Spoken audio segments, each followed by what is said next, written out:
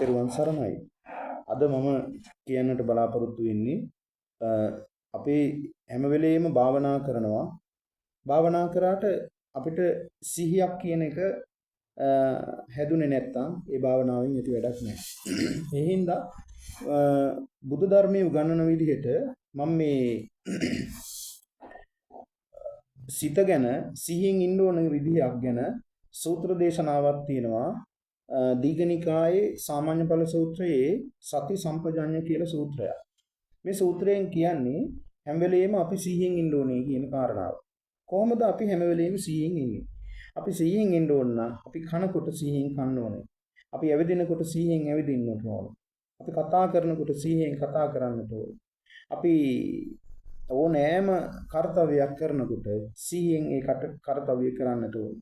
ඉතින් ඔන්න ඕකයි සිහිය කියලා කියන්නේ. ඔක බුදුරජාණන් වහන්සේලා භික්ෂුන් වහන්සේලාට දේශනා කරපු ඒ වගේම භික්ෂුන් වහන්සේලා ජීවිතේ මේ පැවිදි ජීවිතේ කෙසේද ගත කරන්නේ කියන කාරණාව පිළිබඳව තමයි ওই විදිහට තමයි භික්ෂුන් වහන්සේලා හඳුන්වලා තියෙන්නේ. භික්ෂුන් වහන්සේලා සිවුරු පෙරවීම, ඒ වගේම ආහාර වැළඳීම, එතකොට තමාගේ සිවුරු පරිභෝජනය, ඒ වගේම ශරීර තමන් පිරිසිදු කරගන්න විදිහේ ඉන්නකොට සිත සිහියෙන් ඉඳීම, මේ වගේ කාරණාවන් අපි උගන්වලා තියෙන්නේ සති සම්පජඤ්ඤ සූත්‍රයේ. එතකොට මේක සාමාන්‍ය භික්ෂුන් වහන්සේලාට විතරක් නෙවෙයි, මේක ගිහි පින්වතුන්ටත් ඊටාම වැදගත්.